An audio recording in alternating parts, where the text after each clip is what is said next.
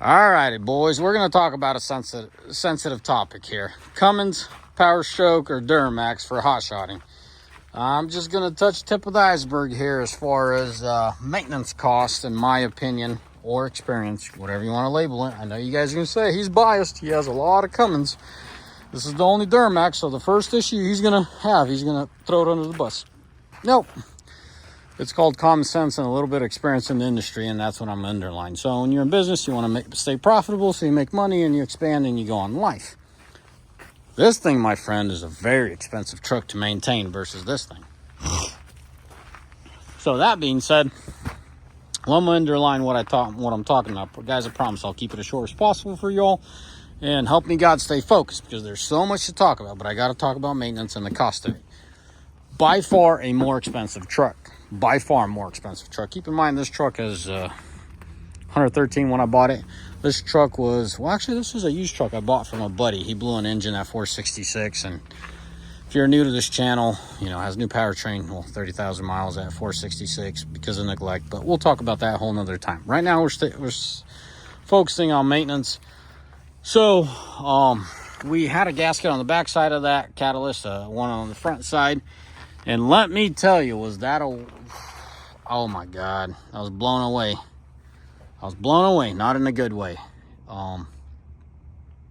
Yeah, you can't compare these two trucks. You're gonna say you're not used to it. No, guys, to address that is so much more complicated and more involved than it is to do anything on this engine. This engine is by far simple. Not just the moving components, just the rat's nest, I guess.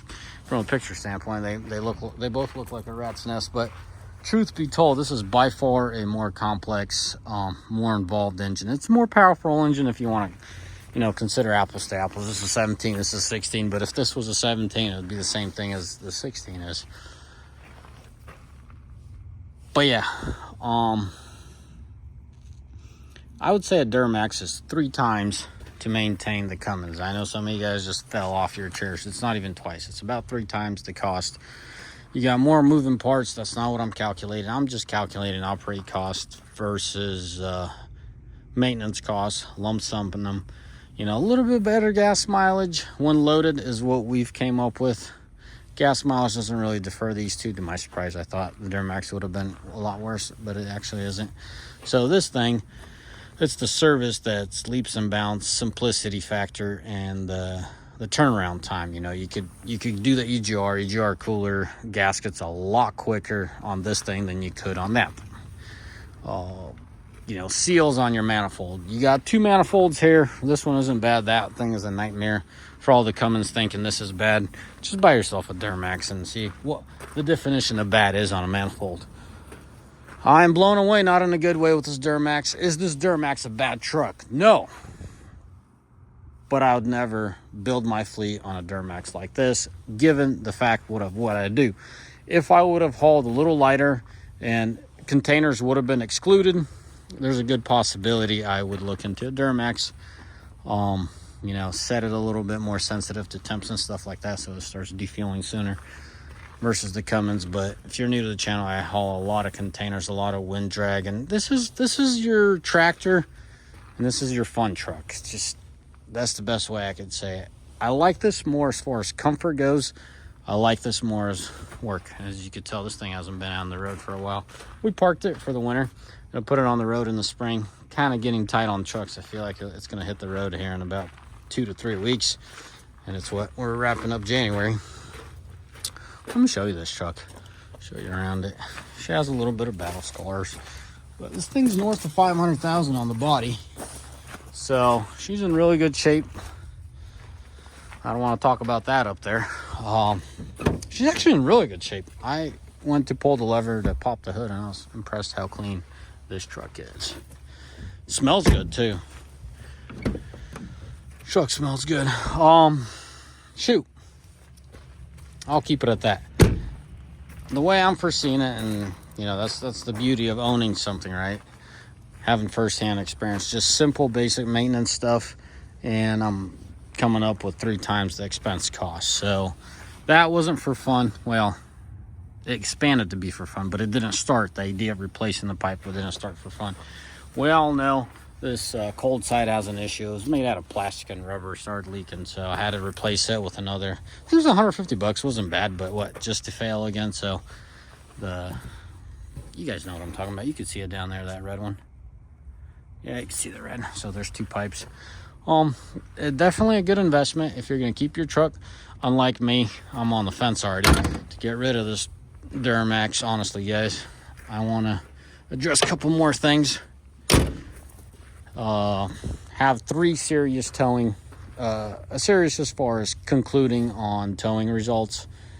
But right now it's not looking good for a Duramax. I would not consider a Duramax for fleet because of all the trouble that my trucks go through. And if I were to need to service that Duramax, it's not a joke, man. All the time you need to replace the jars, your coolers, gaskets, and stuff like that. So I'm missing a lot of information. I'm just trying to keep it as compact for you guys, so you guys aren't sitting there and listening to me for half an hour.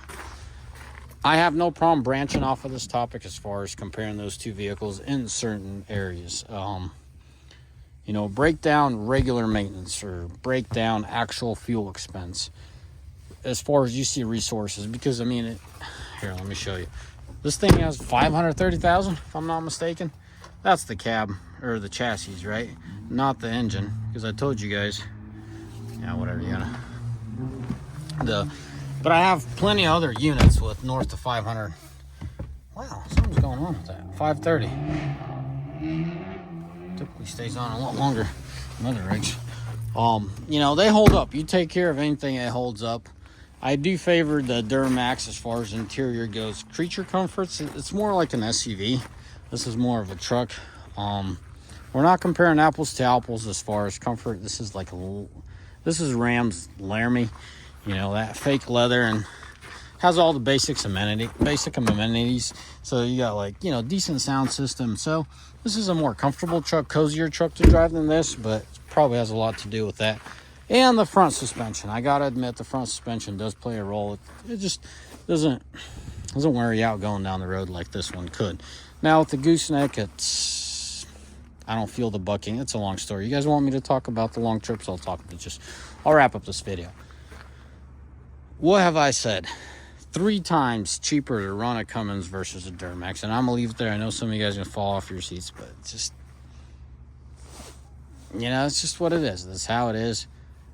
What I've experienced, I'm not just gonna sell it. I will do those 3 runs, solid 3 runs that I could come up with, and go from there as far as giving you guys data, fuel mileage, power, and all that. But nevertheless, let me know in the comments section what part of the comparison, what more you guys want to know about. Anyways, as always, may the Lord bless you.